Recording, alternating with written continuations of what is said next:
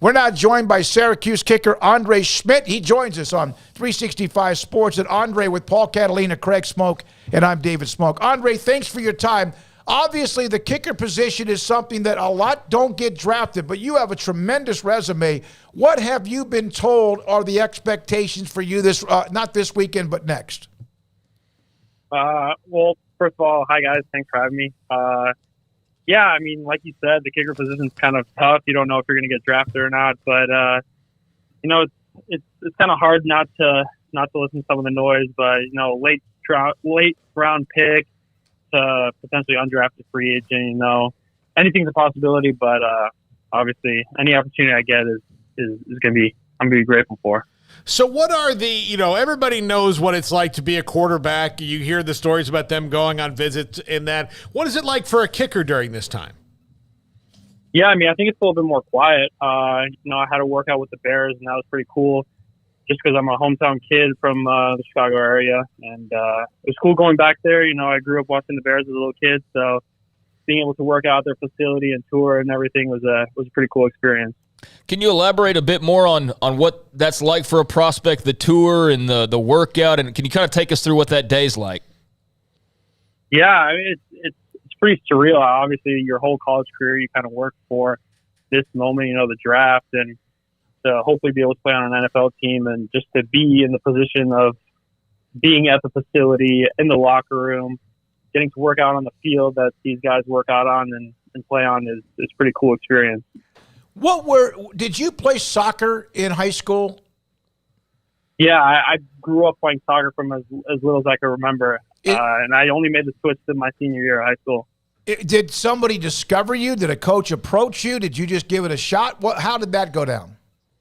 Yeah, so everybody kind of knew that I had the strongest leg on the team when I played soccer, and a couple football coaches asked the soccer players, "Hey, who has like the strongest leg?" And I was kind of nominated to be that guy.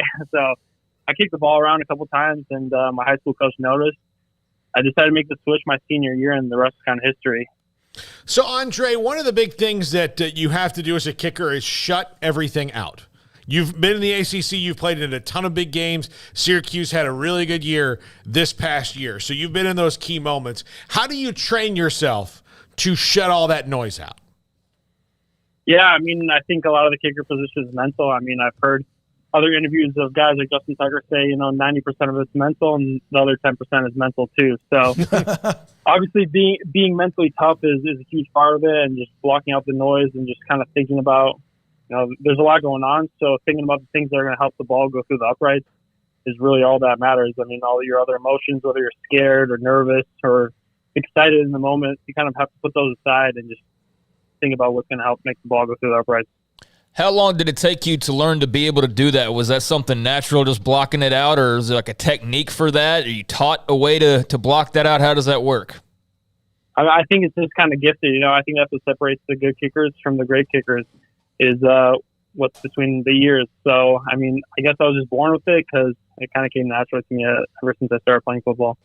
So you visited, you said the Bears. How many other NFL franchises have brought you in?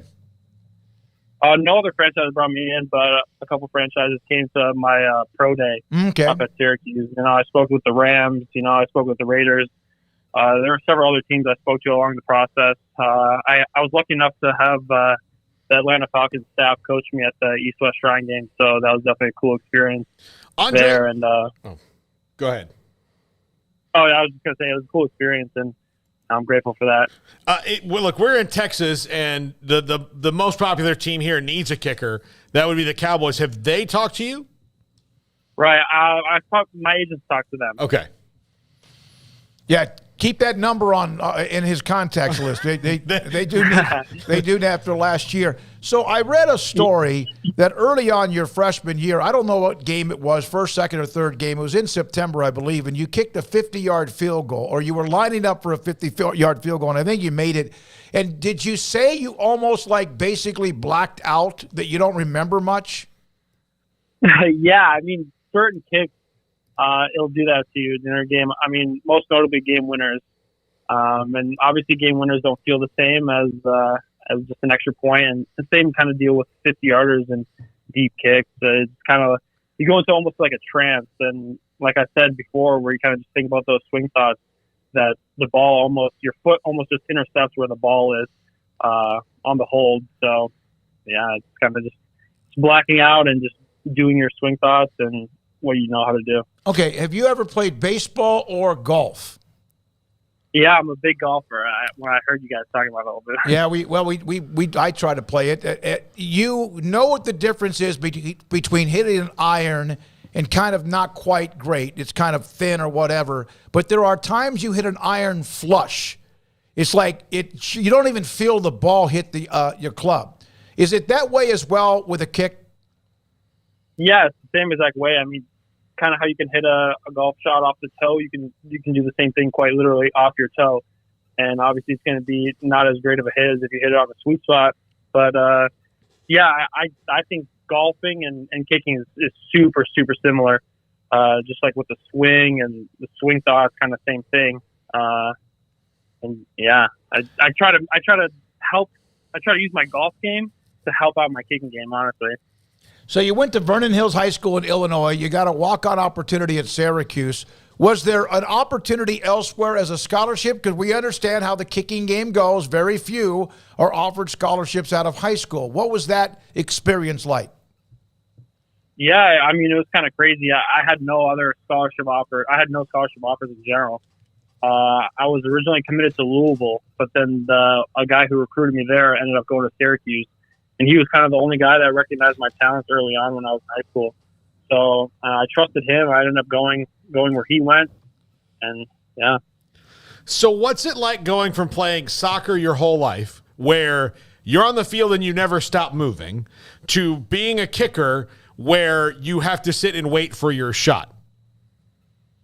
Yeah, it's quite different, honestly. Whenever I played soccer, like how you said, you're out there the whole game. And, you know, if you mess up, so what? You know, you can still have a goal too. You know, you have time to make it up.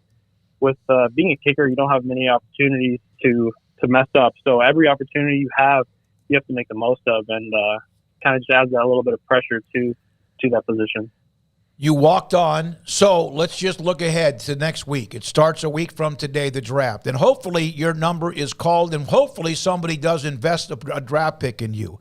But because you learned from walk-on to scholarship at Syracuse, will that help perhaps whatever transition you might have in the NFL? Of course, I think so. And I've thought about that too. You know, I've always kind of had a chip on my shoulder ever since I was in high school. You know, I came in kind of really underrated. I was the backup going to my second season training camp. You know, I ended up winning the job there. So any opportunity I get in the NFL is going to be kind of taken the same way, you know, whether it's drafted or undrafted free agent. You know, I'm going to go in. I know it's going to be a competition, and I'll just do what I did in college.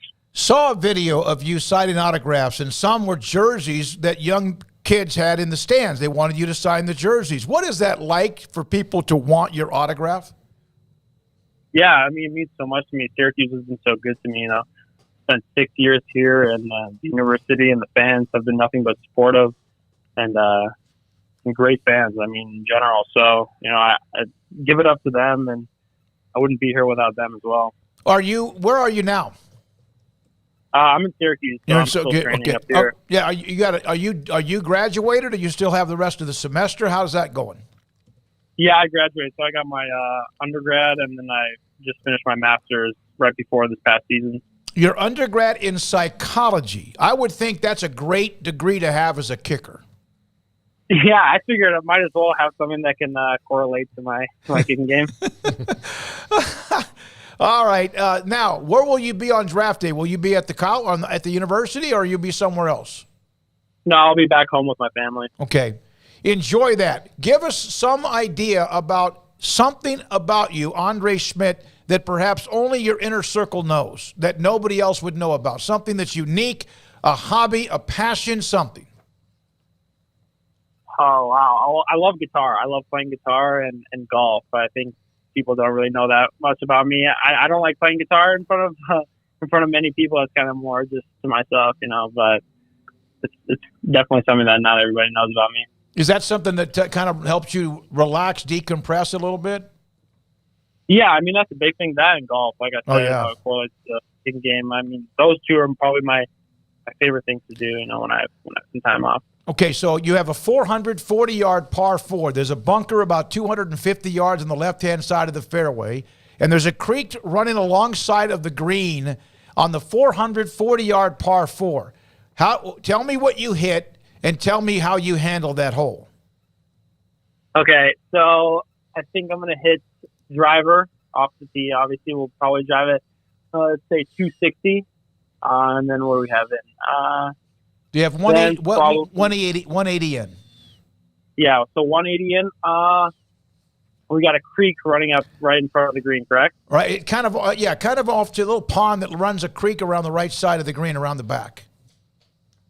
Okay, around the back. So maybe play like a 6-iron. Damn. You know, get it close, and if it doesn't have enough clubs, then maybe chip on, get it up and down for par. But obviously, yeah, like to get it on the green and then and make the birdie putt. Maybe make the birdie putt, 2-putt for a par. You got to hit a cut off the tee box though with that bunker on the left hand side and just draw it around the right side, right?